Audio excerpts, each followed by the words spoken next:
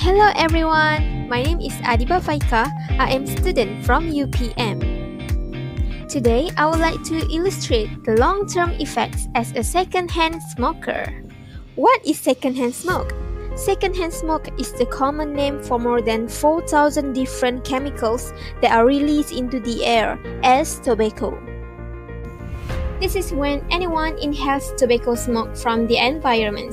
And as we all know, chemicals cause cancer.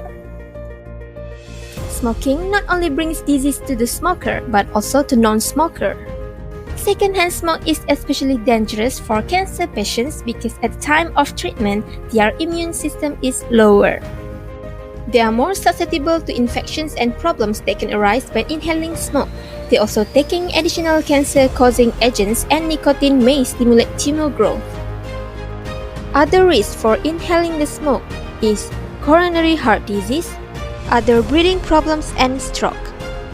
Smoke particles that make their blood thicker leads to clotting in the brain and predispose to strokes, also to cardiac diseases. Kids are way more vulnerable.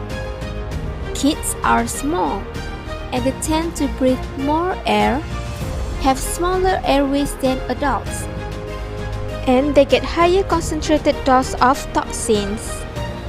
Cigarette smoke in the air will enter the child's bloodstream. Incoming oxygen will contain dose of toxins that will enter their respiratory system. This would be harmful for their health. Second-hand smoke would cause infants and children to have numerous health problems such as respiratory infections like bronchitis, severe asthma attacks, ear infections, and sudden infant death syndrome. And of course, you don't want it to happen to your child, do you? For asthma attacks, smoke irritates the airways, making them swollen, narrow, and filled with sticky mucus. They also might be severe and harder to control even with medicine. Non-smokers who are exposed to secondhand smoke are more likely to experience frequent coughing, sneezing, shortness of breath, and they get sick more frequently. Long-term exposure to secondhand smoke during childhood may increase the risk of chronic obstructive pulmonary disease death in adulthood. Pregnant women are also at risk of damage from secondhand smoke. Smokes in the environment that inhaled by the mother will affect unborn children and their mothers. Lower amount of oxygen available for the baby can increase fetal heart rates or lower the birth weight. Studies have shown that women who are exposed to passive smoking can bring down the fertility potential. Oh my god, I don't want to have that. Secondhand smoke may lead to early menopause before the age 50.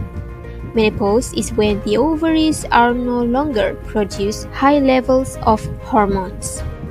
The research has been made with 225 women undergoing infertility treatments, whereas whether they are smokers, non-smokers, or living with a partner who smoke regularly, all these women undergone vitro fertilization. Then, the researchers compared the results. The results have shown which is 48% of non-smokers became pregnant, 19% of smokers became pregnant, while 20% of women living with smokers became pregnant. This data shows that the effects of second-hand smoker are equally as damaging as first-hand smoke on fertility. So don't marry with smokers, y'all, or else you'll be like me. It is crystal clear that secondhand smoke brings disease to anyone. To all smokers, love yourself and the people around you. If you want to risk your life, don't involve others.